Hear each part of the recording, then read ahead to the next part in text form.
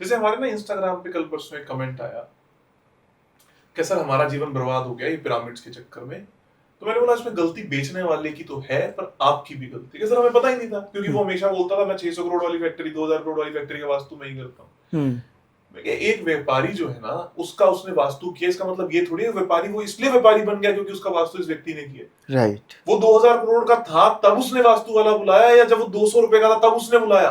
Exactly. दूसरी चीज, वास्तु वाले से वो सेटिस्फाइड कितना है? उसने बुलाया, उसकी वीडियो सब कुछ है, उसके बाद का क्या? What next? उसका रिजल्ट क्या है? और थर्ड, क्या पता उसने वो सेम काम उसके वहां किया है कि नहीं किया। हो सकता है 2000 करोड़ वाले ने उसको जी भर के फीस दी हो। बिल्कुल। डिफरेंस बहुत सारे लेयर्स में है। आप हर आदमी, हम कल भी पॉडकास्ट में यही बात कर रहे थे, गलती हमेशा होती है जब एक व्यक्ति लेने वाला सब कुछ समझ होते हुए भी खुद गलती कर रहा है। आप खुद इस बात को इवैल्यूएट करके देखो, एक आदमी वास्तु कंसल्टेशन की फीस 11,000 रुपए लेता है, महीने में 5 या 7 या 10 से ज्यादा क्लाइंट तो नहीं आएंगे कि 30 के 30 दिन तो क्लाइंट होंगे नहीं। एक व्यक्ति को टाइम भी देगा। अगर किसी व्यक्ति के पास 30 के 30 दिन क्लाइंट है तो इस बात का मान के चलो वो किसी को टाइम नहीं दे पा रहा। टाइम देने के लिए you have to have time ना। राइट। अब आप 11,000 का काम कर रहे हो, एक व्यक्ति 10 क्लाइंट्स मैक्सिमम प्रोबेबिलिटी मान के चलते हैं, तो कितने रुपए का हो गया वो आदमी? लाख रुपए। फिर वो आने जाने का खर्चा भी कर रहा है, उसका ऑफिस भी होगा, वहां पर 4 लोग रखे भी होंगे।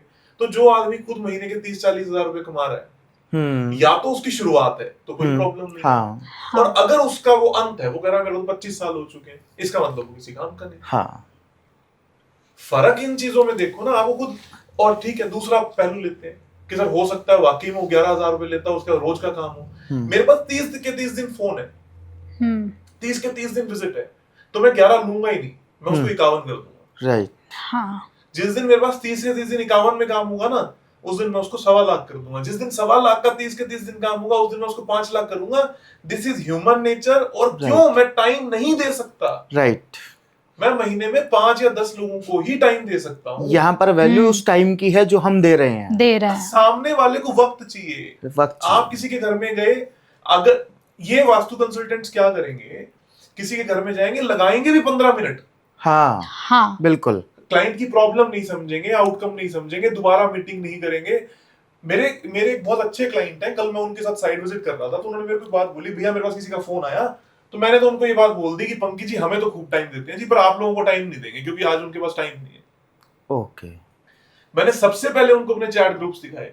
मैं कहा मेरा हर क्लाइंट जो बना है उसका एक व्हाट्सएप ग्रुप बनता है, उसके व्हाट्सएप ग्रुप पे दिन रात 24 घंटे टीम के 5 मेंबर लगे हुए होते हैं, और मेरा भी रिप्लाई टाइम टू टाइम जाता है कि इस व्यक्ति को कोई प्रॉब्लम तो नहीं आ रही, क्योंकि मैंने उससे भरपूर अमाउंट में पैसा लिया जो मैं चाहता था, मुझे उसने दिया है। राइट।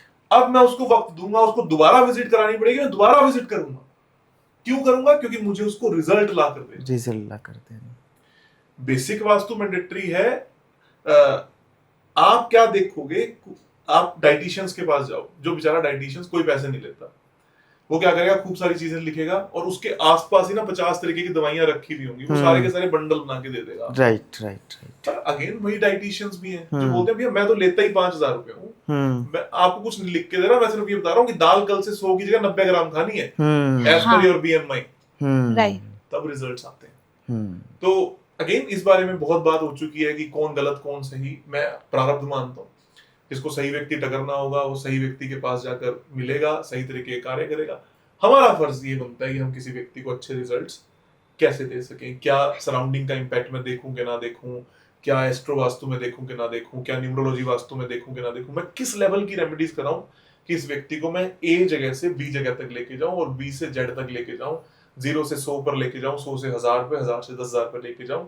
इस व्यक्ति की तोड़ कितनी है, उसका प्रारब्ध क्या है, वो कितनी मेहनत कर सकता है, सारी टोटलिटी मिलाकर हम एक जगह पर पहुंचेंगे ताकि अच्छे रिजल्ट सामने वाले को मिल सके।